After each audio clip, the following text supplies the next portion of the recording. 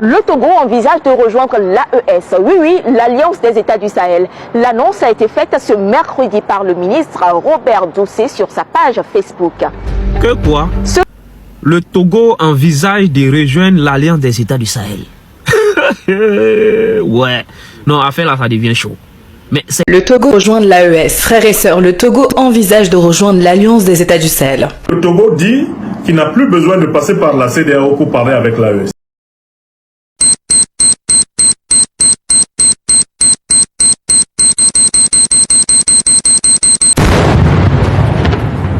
Le Togo vient de franchir un tournant historique en officialisant son entrée dans l'AES, une décision qui fait déjà trembler toute la sous-région. Dans les rues de Lomé, l'annonce a provoqué une vague d'émotions rarement vues entre joie, surprise et interrogation sur l'avenir du pays. Pendant des heures, les réseaux sociaux ont été inondés de réactions, certains saluant un choix stratégique, d'autres parlant d'un pari risqué qui pourrait redéfinir l'équilibre politique en Afrique de l'Ouest. Mais au-delà des réactions immédiates, c'est tout un continent qui observe avec attention ce nouveau positionnement géopolitique, dans un contexte où les alliances se redessinent à grande vitesse. À Lomé, des témoignages filmés par des journalistes locaux montrent une population partagée entre enthousiasme et prudence, certains voyant dans l'AES une opportunité de souveraineté renforcée. D'autres, en revanche, s'inquiètent des conséquences économiques et diplomatiques que pourrait entraîner cette décision majeure. Les analystes politiques, eux, parlent d'un moment charnière où le Togo cherche à repositionner son rôle dans un espace régional de plus en plus instable. Et pourtant, au milieu de cette effervescence, une question revient sans cesse. Quelles seront les véritables conséquences de ce choix historique pour les années à venir ? Sur le terrain, les premiers effets de cette annonce commencent déjà à se faire sentir, notamment dans les discussions politiques et économiques locales.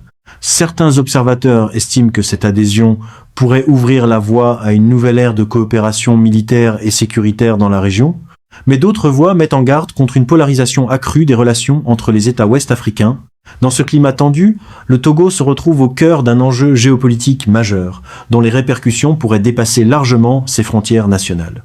Une nouvelle page s'ouvre pour le pays, et le monde retient son souffle, dans une attente mondiale intense désormais. le Togo qui s'approche de l'AES peu à peu avec beaucoup d'hésitation. Moi, je pense que certains politiciens en Afrique, même dans le monde, pour aller un peu globalement, certains politiciens ne sont pas assez intelligents. Pour moi, certains politiciens ne sont pas assez intelligents. Les pays de l'AES, 3 pays qui n'ont aucune débouchée maritime. Ces 3 pays aujourd'hui se sont mis ensemble. Et tout le monde est convaincu que le marche arrière il est cassé. Ces pays ne vont pas faire marche arrière. Le premier pays qui a le port, qui va rejoindre ces pays-là, ce pays aura tout gagné. Il faut rappeler que l'AES, ces 3 pays, c'est près de 80 millions d'habitants. C'est comme ça un politicien doit calculer. C'est près de 80 millions d'habitants. Ces 3 pays n'ont aucune débouchée ou bien aucun débouché. Vous prenez un, vous laissez un. Donc il s'agit de maritime. Donc ça veut dire que toi, un pays, tu as le port. Tu rejoins ces pays-là. Ah, champion. C'est toi qui prends tout. Tu prends tout. Parce que tous ces pays, les exportations, les importations, mais c'est chez toi. Parce que tu fais partie de leur organisation. Donc ils ne peuvent pas aller ailleurs. S'ils vont aller, vous savez pourquoi les pays de l'AES étaient, comme on appelle, forgés sur le port d'Abidjan? C'est le travail du feu bâtisseur Félix Houphouët-Boigny. C'est sa politique qui a fait ça. C'est sa politique qui a fait que les pays de l'AES étaient forgés sur le port d'Abidjan. C'est ça la politique, c'est la stratégie. Diplomatie en discussion à Lomé, en marge de la 2e édition du Lomé Peace and Security Forum qui s'est tenu les 11 et 12 octobre dans la capitale togolaise. Le président du conseil, Fornia Sigbe, a reçu en audience les ministres des Affaires étrangères des pays membres de la Confédération de l'Alliance des États du Sahel AES, à savoir Mali, Niger et Burkina Faso. Tous ont porté d'une même voix un message commun. Nous sommes venus partager avec le président notre appréciation et nos remerciements d'avoir été associés, que nos pays aient été associés à la tenue de la 2e édition du Forum de Lomé pour la paix et la sécurité, et aussi adresser nos sincères félicitations au président du Conseil, à notre frère le ministre Robert Dussé, à l'administration et à l'ensemble du peuple togolais pour ce succès qui s'inscrit dans le cadre de la vocation du Togo de continuer, de Lomé, de continuer à être une terre d'accueil, mais aussi une terre de dialogue, de tolérance et de paix. Cette visite s'inscrit dans une dynamique de renforcement des liens de solidarité entre États voisins, dans un contexte régional marqué par la recherche de solutions concertées en matière de sécurité et d'intégration sous-régionale. Dans le cadre de ce type d'exercice, nous nous retrouvons tous ici pour pouvoir discuter par rapport aux problèmes auxquels est confrontée l'Afrique, mais aussi dessiner ensemble avec les partenaires de divers horizons de gouvernement, du secteur privé, de la société civile, des jeunes, des acteurs extérieurs au continent également, pour pouvoir regarder ensemble, générer des idées qui fassent avancer la cause de l'Afrique de façon solidaire pour pouvoir mieux prendre en charge les questions liées à la paix et à la sécurité. Rappelons que le Togo, désigné médiateur aux côtés du Sénégal dans la crise qui opposait le Mali, le Niger et le Burkina Faso à la CEDEAO, n'a jamais caché sa proximité avec les pays de l'AES. Le Togo s'était d'ailleurs désolidarisé des sanctions de la communauté économique des États de l'Afrique de l'Ouest à l'endroit des 3 pays qui ont officiellement quitté la CEDEAO en janvier 2025. En mars dernier, le chef de la diplomatie togolaise, Robert Dussé, annonçait sur les réseaux sociaux la possibilité pour son pays de rejoindre l'Alliance des États du Sahel. Dans les heures qui ont suivi cette annonce, l'atmosphère à Lomé a radicalement changé. Ce qui ressemblait d'abord à une simple déclaration politique s'est transformé en véritable événement national, presque historique pour certains habitants. Dans plusieurs quartiers, des groupes se sont formés spontanément pour commenter la nouvelle, analyser les conséquences et surtout tenter de comprendre ce que signifie réellement cette entrée du Togo dans l'AES. Les discussions sont parfois passionnées, parfois confuses, mais toujours intenses. Dans le centre-ville, des images captées par des chaînes locales montrent des scènes contrastées. D'un côté, des jeunes brandissent des drapeaux en criant leur soutien à ce qu'ils considèrent comme un choix de souveraineté et de rupture avec certaines dépendances anciennes. De l'autre, des commerçants expriment leur inquiétude, craignant que cette décision ne provoque des perturbations économiques, notamment sur les échanges commerciaux et la stabilité des prix. Une tension invisible mais bien réelle s'installe progressivement dans le quotidien. Dans les milieux politiques, les réactions ne se sont pas fait attendre. Certains responsables saluent une décision courageuse, affirmant que le Togo s'inscrit désormais dans une dynamique de réaffirmation stratégique régionale. D'autres, plus pronalistes politiques, se succèdent pour tenter de décoder les motivations profondes de cette décision. Certains évoquent une volonté de renforcer la coopération sécuritaire dans une région marquée par des défis croissants. D'autres insistent sur les enjeux économiques, estimant que cette intégration pourrait redéfinir les flux commerciaux et les partenariats stratégiques du pays. Mais aucune analyse ne parvient réellement à faire consensus, tant le sujet semble complexe et chargé d'implications. Dans les rues, l'opinion publique reste divisée.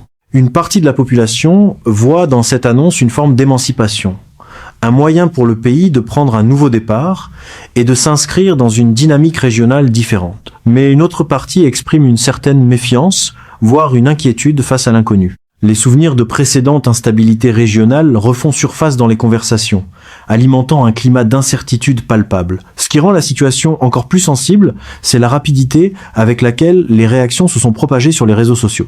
En quelques minutes seulement après l'annonce, des milliers de messages ont envahi les plateformes numériques. Certains parlent de moments historiques, d'autres de décisions stratégiques audacieuses, tandis que d'autres encore dénoncent un choix précipité. Cette polarisation numérique reflète parfaitement les divisions qui commencent à apparaître dans la société elle-même.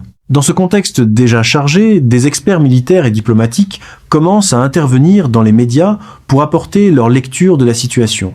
Selon certains, cette intégration pourrait permettre au Togo de renforcer ses capacités de défense et de coopération en matière de sécurité régionale. Pour d'autres, le risque principal reste la redéfinition des équilibres diplomatiques, avec des conséquences potentielles sur les relations avec plusieurs partenaires historiques. Mais une chose est certaine, cette décision ne laisse personne indifférent. Et c'est précisément à ce moment-là que la tension monte encore d'un cran. Après ces interventions, la perception du public semble encore plus fragmentée.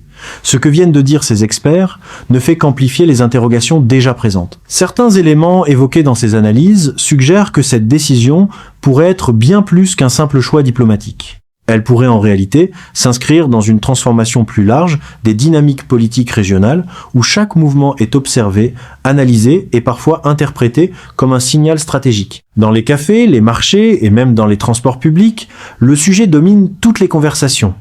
On entend des hypothèses, des théories, parfois des informations contradictoires. Certains affirment que des discussions étaient en cours depuis longtemps dans le plus grand secret.